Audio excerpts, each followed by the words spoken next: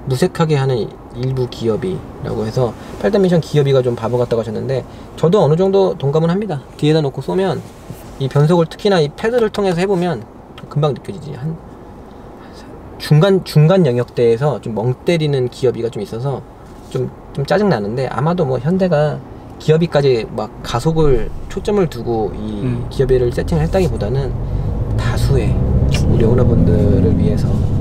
나 그리고 이제 네. 구석 저 옆에 앉아 있잖아요. 네. 봤을 때 패드 시프트가 없는 줄 알았어 처음에. 아, 작아서? 옆에서는 아예 안 보여서. 근데 뭐 어때요? 패들 자체가 적극적으로 생긴 패들은 아니지만 이 정도면 저는 뭐 적당하다고 생각합니다. 키감은? 아, 키감도 좀 묵직해서 재질은 플라스틱이라서 만졌을 때의 질감은 뭘 만지는 것 같다. 이거는 좀 뭐 그렇게 좋은 느낌은 아닌데 그래도 그냥 이 정도면은 패들에 대해서 불만이 뭐 재질이나 느낌에서 뭐 나오진 않아서 지적은 하지 않고 그렇다고 뭐. 근데 디자인적으로 봤을 땐 이쁘잖아. 디자인적으로 봤을 땐 스티어링 휠도 되게 작고 이쁘고 적당해서 여기랑 여기를 만졌을 때는 스티어링이 좀 얇은 것 같아. 스포츠 모델이나 경쟁 모델하고 대비해서 특히나 ATS는 스티어링 휠이 아주 두꺼웠기 때문에 맞아. 아 정말 괜찮았는데 이거는 그런 면에서는 약간 아쉬움이 나오려고 했는데 근데 보통 우리가 스포츠 드라이빙 할 때 핸들 파지를 하는 9시, 3시 정도에 놓고 했을 때는 여기에 걸리는 요게 좀 크게 나와 있어서 그리고 요런 잡히는 느낌 자체가 나쁘진 않기 때문에 핸들을 까진 않겠습니다. 이 정도면 할 건 다 하는 거지. 단지 ATS의 만족도가 더 좋았던 거지. 변속기 얘기하다가 얘기가 잠깐 딴 데로 샜는데 저는 개인적으로 뭐 변속기에 대해서 괜찮다고 평가를 하고 싶어요. 이 정도면은 괜찮다. G70에는 맥퍼슨, 전륜에는 맥퍼슨, 후륜에는 멀티링크가 들어가 있습니다. 혹여라도 앞에가 전륜 쪽에 WC 본이 들어가 주지 않을까 하는 생각을 하신 분들도 계실 텐데 전륜에는 맥퍼슨이 들어가 있고요. 그 공학적으로 봤을 때는 당연히 WC 본이 그 운동 성능에서 좀 더 좋은 성능을 낸다고 알려져 있긴 한데 맥퍼슨만으로도 저는 뭐 크게 부족하지는 않다고 생각합니다. 특히나 이 정도의 1600kg 정도의 무게라고 하고 이 정도 급이라고 하면 경쟁 모델들도 그러니까 완성도가 높은 경쟁 모델들도 맥퍼슨을 많이들 사용하고 있거든요. 그래서 그런 면에서 봤을 때 지금 맥퍼슨에 대한 채용 자체는 뭐 전혀 문제될 건 없고요. 단지 뭐 Q50이나 이런 애들 인피니트 모델들처럼 WC 본을 넣어줬다면 마케팅적으로 조금 더 이점이 있었겠지. 운동 성능이야 뭐 운전자가 느낄 만큼 좋아지진 않겠지만 그랬으면 넣겠지 걔네가. 근데 이론적으로는 그게 더 좋지만 이게 이론적으로 왜 더 좋냐면 짧게는 설명드릴게요. 맥퍼슨은 바퀴가 상하 운동을 할 때마다 접지 이 면적이 바뀌어요. 그러니까 이 타이어가 바닥에 이렇게 닿아 있으면 올라가면서 이렇게 들려. 내려가면서 이렇게 되고. 그래서 이 접지되는 이 접지 면적이 이 상하 바운스 할 때마다 범프 칠 때마다 조금씩 바뀌어요. 그런 특징을 가지고 있고 WC15는 바퀴가 위아래로 움직여도 접지면이 그대로야. 그대로 움직여. 그래서 고속으로 쏘다가 이 노면 변화가 있어도 타이어 접지면에 변화는 없기 때문에 이론적으로는 WC15이 조금 더 만족도가 높다고 알려져 있는데 하지만 반면에 비싸고 뭐 당연히 만들기가 조금 더 까다롭고 그리고 실내 공간을 뽑는 데 있어도 약간 방해가 된다고 알려져 있습니다. 근데 여기에는 뭐 맥퍼슨이 들어가 있으니까 맥퍼슨은 일반 국산차 대부분이 사용하는 전륜 서스펜션 방식입니다. 뭐 이 Q900 같은 거는 WC10 같은 멀티링크가 앞에도 들어가 주긴 하는데 지금 이 댐퍼 자체는 스팅어랑 비교해서 되게 뭐 큰 차이가 느껴지긴 않는데 난 딱 타보니까 조금 더 단단합니다. 이게 윤 감독은 차이가 좀 느껴져요? 어때요? 느껴질 정도는 아니지. 네, 옆에 타서는 둘 다 일반 국산차하고 비교해서는 스팅어나 G70이나 둘 다 탄탄한 딱딱하다는 건 아니고 탄탄한 정도의 서스펜션 댐퍼, 정확하게 댐퍼죠. 댐퍼를 가지고 있기 때문에 일반 모델들하고 비교는 완전히 안 되고 뭐 경쟁 모델들하고나 비교할 수 있을 정도의 딱딱함이나 완성도를 보여주는, 그리고 고속주행을 했을 때도 이 쫀득하게 잡아주는 느낌이 상당히 좋고요. 하지만 약간의 운동 성능에서의 아쉬움이라고 한다면 조금 고속 영역에서 또는 정말 재미를 위해서 일반 분들은 잘 안 하실 텐데 좀 심하게 흔들면 경쟁 모델하고 비교했을 때 확실히 좀 부족한 모습을 보여줘요.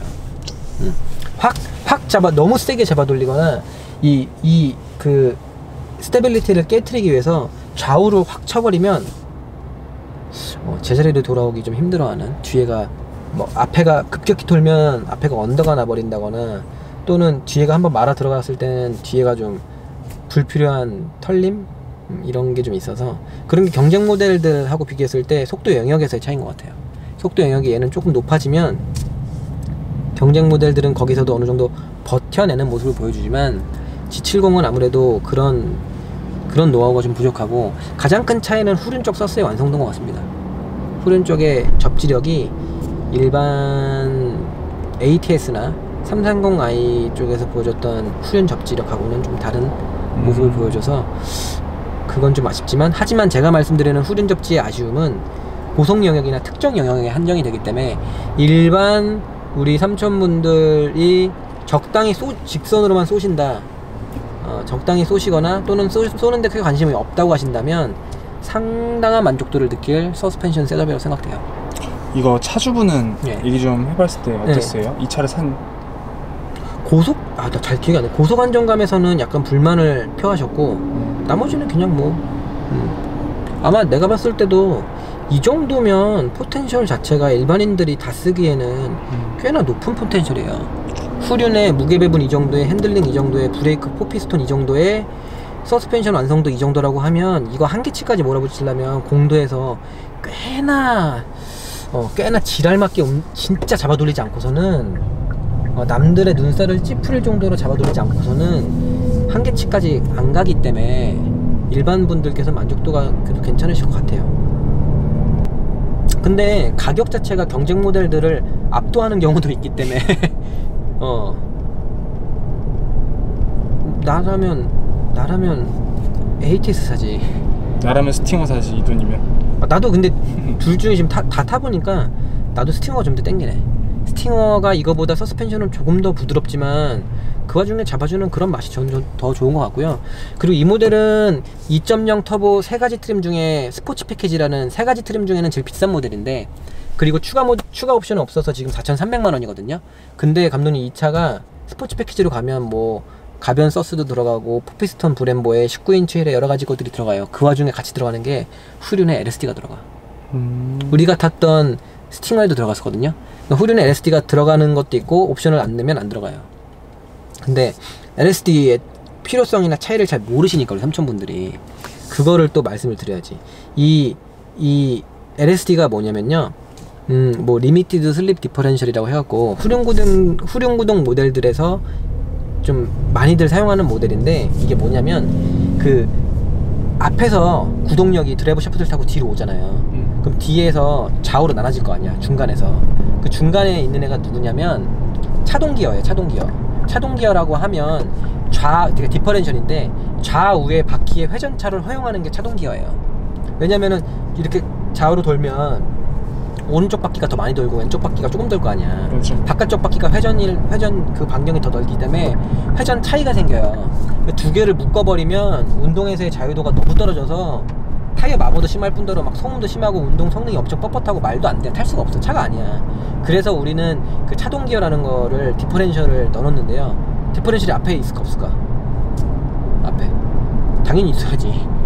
좌우에 회전차를 허용해야 되니까. 근데 그 차동 기어만 넣어놓으면 어떤 문제가 생기냐면 동력을 전달하잖아요, 감독님. 내가 그 우리 산타페 가지고 눈길에서 장난치는 영상에서도 그게 있는데, 차동 기어가 없으면, 그 리미티드 슬립 디퍼렌셜 LSD가 없으면 두 개의 바퀴 중에 하나가 접시를 잃잖아요. 그러면은 그 없는 쪽으로 힘이 다 빠져버려. 좀 더 이해를 돕기 위해 설명하면, 지금 후륜구동 모델이죠. 뒷바퀴로 구동이 가죠. 좌우로 갈 거냐, 구동이. 근데 가다가 정지를 했어. 출발을 할 건데 오른쪽 바퀴만 얼음판 위에 있어. 오른쪽 바퀴만. 그러면은 차가 나갈까 못 나갈까? 이론상으로는 왼쪽 바퀴는 접지가 살아있으니까 나갈 것 같잖아. 근데 접지가 떨어져 있으면 그쪽 바퀴로 모든 출력이 새버려. 접지가 살아있는 쪽에는 출력이 안 가. 그게 일반 오픈 디퍼렌셜의 특징이에요. 기계적인 특징. 뭘 한 게 아니고 그냥 좌우 회전차를 허용하기 위해서 디퍼렌셜을 넣었는데, 디퍼렌셜만 넣어놓다 보면 그 문제가 뭐냐면 이렇게 가다가 한쪽 바퀴만 접지를 잃었을 때도 앞으로 못 가는 문제가 생기겠지만, 그거보다 더 큰 문제는 드리프트를 할 때도 그렇고 적극적인 뒤가 좀 날아가는 드라이빙을 할 때 재미가 급격히 떨어져. 서킷 같은 데서 코너 탈출할 때 코너를 딱 하고 탈출을 좀 더 일찍 하려고 악셀을 정지하거나 이랬을 때는 어느 정도 슬립이 좀 일어나거든요. 그때 바깥쪽 바퀴로 좀 더 힘을 몰아주는 그런 특징이 필요한데 LSD가 없으면 접지가 죽어있는 쪽으로 힘을 더 보내. 접지가 죽어있는 쪽으로. 제가 뭐 자료화면도 보여드리겠지만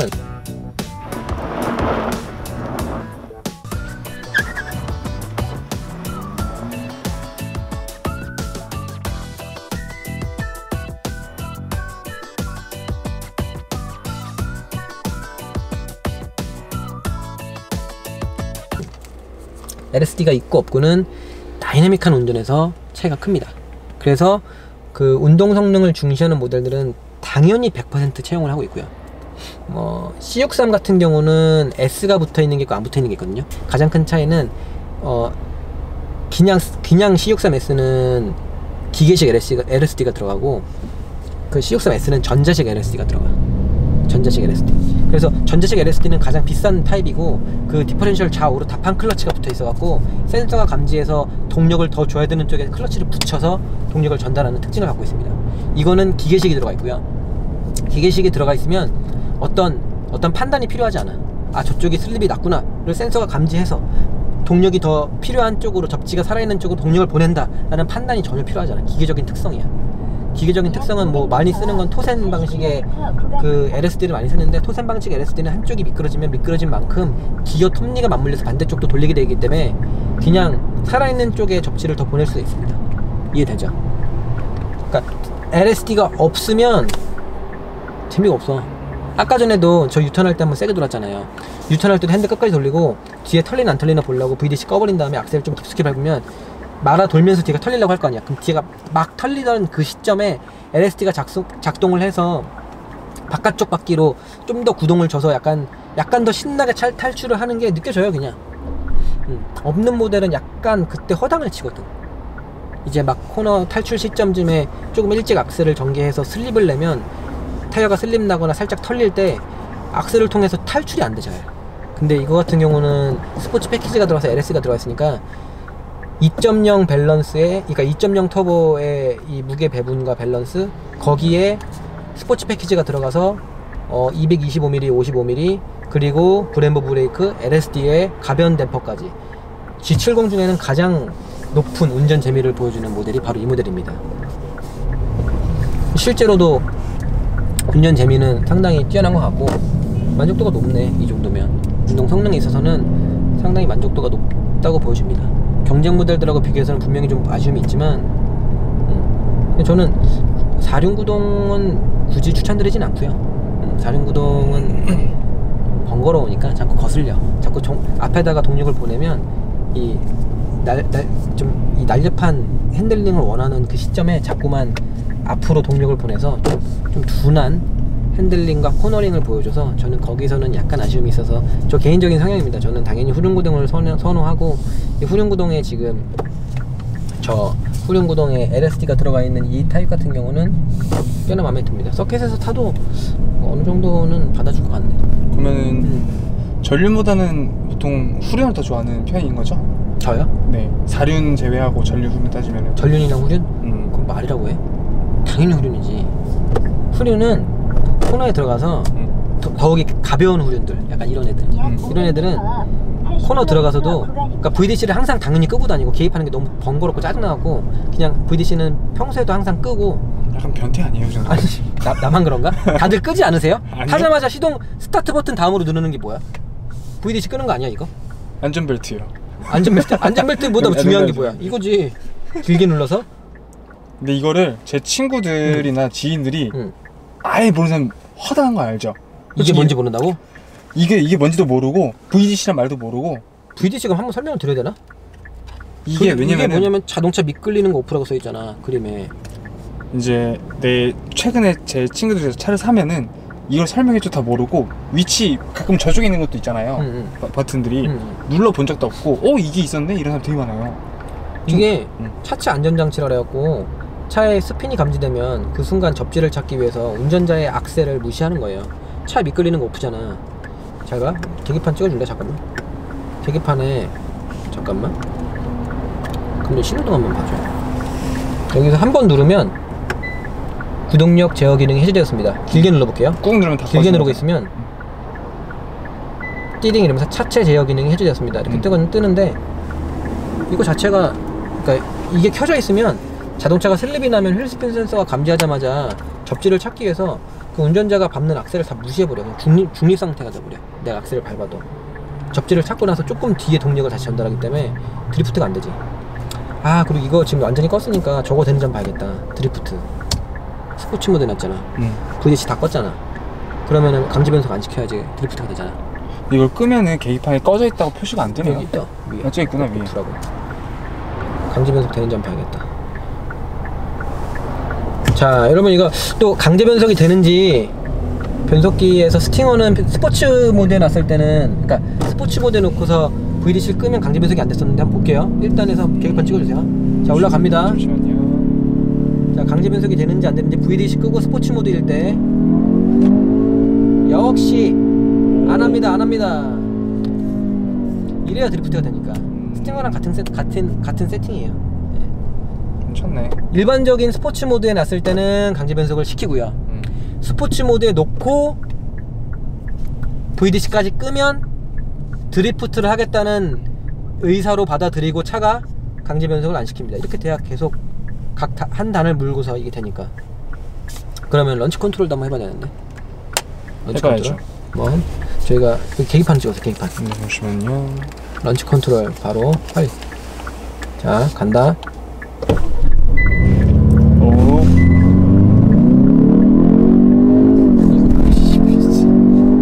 이게 뭐야, 씨.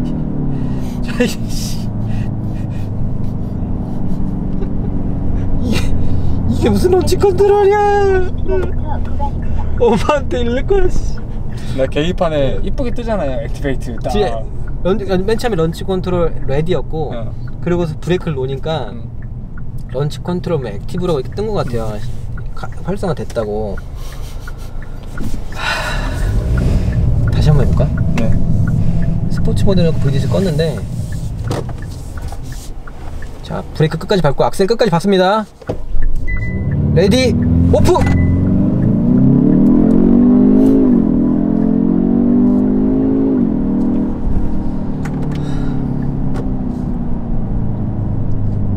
되게 아쉽다. 스팅어도 그랬는데 스팅어 3.3 터보도 그랬고 지금 타고 있는 G70 2.0 터보도 그렇고 이 런치 컨트롤 자체가 자극적이거나 재미를 유발하는 요소는 전혀 없어서 나 같으면 전혀 안 쓸 것 같아.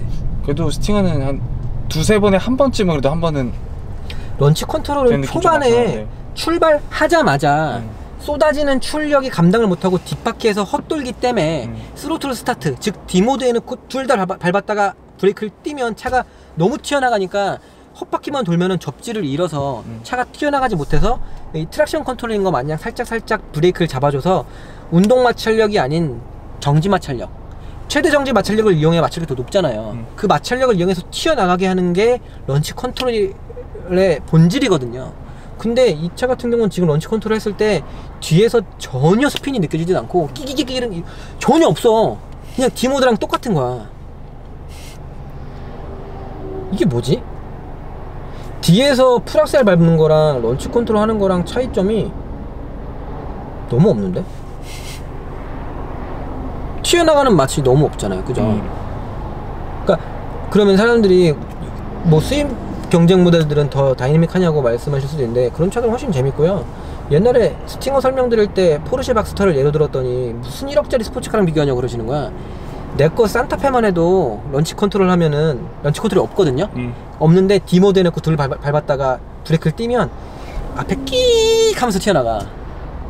근데 런치 컨트롤이 없으니까 헛돌기만 하는 거, 런치 컨트롤이 있으면 그거를 제어하면서 나가는 거잖아요. 근데 이거 헛도는 게 없어. 출력이 부족한 게 아니라 이 미션의 내구성 문제 때문인지 상당히 소극적인, 너무너무나도 소극적인 런치 컨트롤 세팅을 갖고 있습니다. 그거는 스팅어나 G70이나 마찬가지이기 때문에 이로 인한 재미는 너무 없고요. 이거를 넣어놓기라도 했으니까 잘했다고 해야 되는 건가? 맨 처음 봤어? 딱 둘 다 밟으면 레디 했을 때 띵 소리 나고 브레이크 떼어서 출발할 때 띠딩 두번 소리 난다. 80km 구간입니다. 유턴 한번 세게 해볼까요? 유턴할 때 브레이크 잡고 좀 악셀 밟을 거예요. 뒤에 털리게.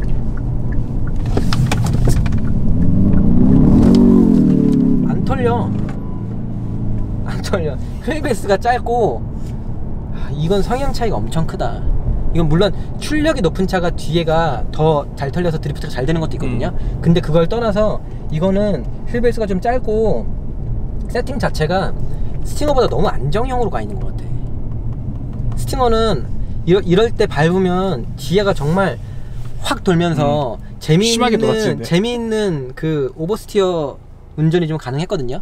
근데 이 스팅어 같은 경우는 지금 후륜의 접지가 이거 운동 성능이 좋다고 판단하는 거 아니고 셋업 자체가 이거 성향이거든. 성향과 셋업을 약간 스팅어보다는 조금 안정형으로 간 것 같아요. 약간 안정형 스타일로 가서 나는 그래서 서스펜션 댐퍼는 스팅어가 조금 더 물렁하지만 재미는 그게 더 있는 것 같은 느낌? 차가 더 큼에도 불구하고 나는 스팅어가 나은 것 같아. 이거 그러니까 운동 성능이 낮다기보다는 저의 성향을 말씀드리는 거예요. 둘 다 충분히 우수한 운동 성능을 지니고 있는데 나는 개인적으로 스팅어가 더 마음에 드네. 이 셋업 자체가 물렁이 아니라 좀 이거보다는 소프트한 것 같으면서도 잡으면 다 잡아주면서 쫀득쫀득하게 운전하는 맛이 좋았거든요. 적당히 뒤에 털리면은 카운터도 쳐주고 하는데 이거는 뒤에가 되게 안 털려. 스팅어보다는 드리프트 잘 안 될 것 같은데 이거 일반 공도에서는 드리프트가 아니라 뒤에를 조금씩 이렇게 움찔움찔하면서 운전하는 맛이 있어야 되는데 그런 것 조금 부족하네. 이걸 좋다고 해야 되나? 뒤에 안 털리는 거. 아무튼 지금 유턴할 때도 보면은 강하게 하면은 뒤가 좀 털리면서 카운터를 치려고 그랬는데 칠 필요가 없네. 뒤가 안 털려.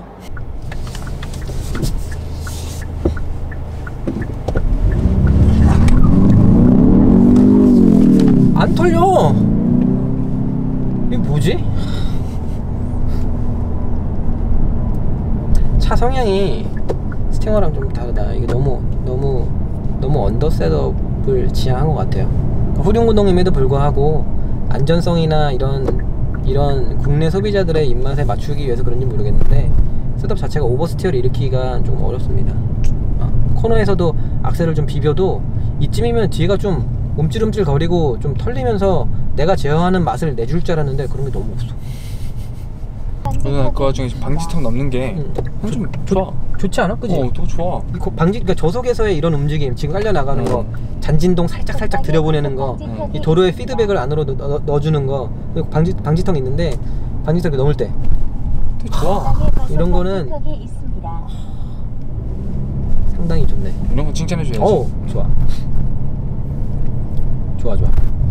결론, 운동 성능에 있어서 결론 내릴 수 있을 것 같습니다. 이 한 180km 이하에서는 정말 수입 경쟁 모델들하고 비교해도 크게 부족함 없는 모습을 보여주는 게 맞는 것 같고, 고속 안정감도 뭐 한 180 이하에서는 굉장히 쫀득한 모습을 보여줘서 전혀 뭐 나무랄 데가 없는 모습을 보여줍니다. 하지만 약간 고속으로 가거나 과속 방지턱이 있습니다. 조금 더 강하게 차를 흔들거나 했을 때는 조금 아쉬운 모습을 보여주고요.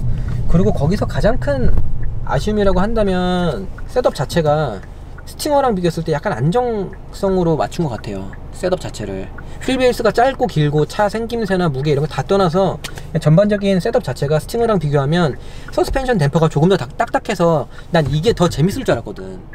이게 더 민첩할 줄 알았어. 당연하지, 누가 봐도. 작잖아요. 더 그 어떤 이 민첩함이나 운전 재미가 스팅어보다는 요만큼 있을 줄 알았거든. 근데 별로 없는 거야. 이거 뭐지? 더 딱딱한데? 스팅어보다 댐퍼가 더 딱딱하면은 그거를 의도한 거 아닌가? 짧은 숏바디에 딱딱한 댐퍼까지 채용을 해줬다면 스팅어보다 더 민첩하고 웽웽 이럴 줄 알았는데 별로 없는 거야. 그러니까 별로 없다는 게 안 좋다는 게 아니라 스팅어랑 유사한 거예요. 이게 뭐지 하고 봤는데 뒤에를 털려고 했더니 오버스티어가 너무 안 나. 물론 진짜 작정하고 허 발판에다가 나 냅둔 다음에 오버스티어 안 내면 죽여 이러면 뒤에 완전히 내고 드리프트 할 수 있죠. 그러니까 서킷에 가서 넓은 공터에서 드리프트 하라 그러면 원돌이 다 돼요. LSD 있고 강제 변속 안 시키기 때문에 가능합니다. 이 원돌이나 드리프트 가능한 차인데 일반 공도에서 조금 운전 재미를 느끼기 위해서 코너에서 악셀 좀 더 밟아갖고 뒤에 스핀 내갖고 접지력 잃게 한 다음에 조금씩 이렇게 해보려고 하면 너무 안 나. 스팅어는 코너 돌 때 조금만 세게 하니까 그래도 이 뒤에가 움찔움찔 거리면서 그 재미가 있었거든요. 셋업 자체가 LSD가 들어가 있음에도 불구하고 셋업 자체가 되게 좀 언더스티어 쪽을 좀 지향하는 것 같습니다.